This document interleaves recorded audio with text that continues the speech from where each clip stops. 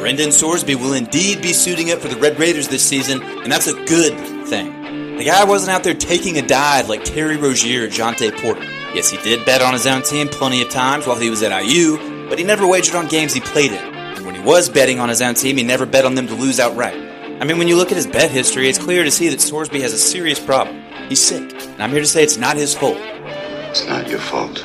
If you picked 10 random teenagers and overnight gave them millions of dollars and access to every legal drug on the market, nobody'd be all that shocked to see one or two of them develop a bad drug addiction or end up in county on drug charges. You'd say, well, yeah, that makes sense. Your average 20-year-old is not equipped to handle overnight wealth and access to a Tony Montana-sized mountain of coke.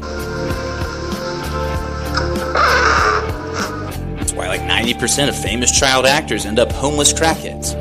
The drug analogy is perfect because that's precisely what happened to Sorsby. Just swapped out the street drugs for another drug that someone argues is more addictive, gambling. He simultaneously became a millionaire and was given legal 24/7 access to a bookie. That's how it happened. NIL gets greenlit, gambling gets legalized across all 50 states and becomes mainstream overnight, and then poof. A guy like Sorsby goes from broke college kid to multi-millionaire who can't deposit 50 grand into his DraftKings account fast enough. Or FanDuel. Like I just said, both are now readily available in all 50 states, so chances are he used both. It'll be really interesting to see how NFL scouts treat Brendan Sorsby next year. He was a guy that really flew under the radar until this offseason when he became the nation's top-rated transfer prospect. And you look at his stats and it starts making sense as to why that was.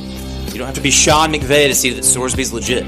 60 touchdowns to 18 picks in 2.5 seasons. Not too shabby.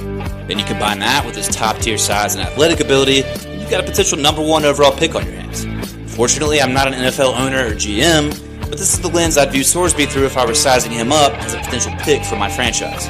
There are 3 general scenarios. Scenario 1 is that he goes out there and puts up a similar stat line as his last year in Cincy. He looks solid, but never makes that jump to elite. In that case, I'd view him as a late first, second, maybe even third round talent. Either way, I'm sure as shit not risking a top 10, top 15 pick on him. Scenario 2 is that Sorsby craters mentally and he has a shitty year. The wheels fall off. He throws like 18 TDs to 12 picks, something like that. In that case, I'm not touching him with a 10-foot pole. Considering his gambling baggage, I probably wouldn't be alone. Safe to say that even a mediocre season for Sorsby could make his post-college football future extremely murky. The third and final scenario is this. Sorsby kills it. He's out there looking like a Cam Newton, Tim Tebow hybrid. Lights up the stat sheet. 35 to 40 touchdowns through the air, less than 10 picks, rushes for another 5, 6, 700 yards, 10 to 12 more end zone visits. If Sorsby does that, I'm getting on the fucking horn and I'm trading up to take this guy first. And the stats are taking a back seat when it comes to why I'm making that decision. By the time next season starts, Sorsby will have spent the entire offseason as one of the top stories in the sports world.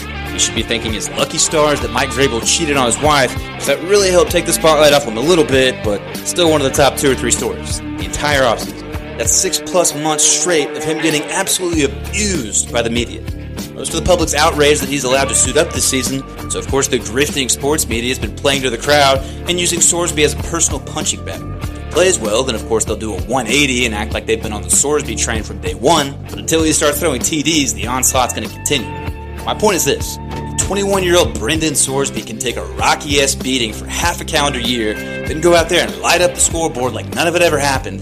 That's like a Navy SEAL-esque display of mental toughness, and I want that fucking guy on my team. That's the guy you want leading the troops onto the field of battle. That's how you're gonna beat him, Butch. Keep underestimating.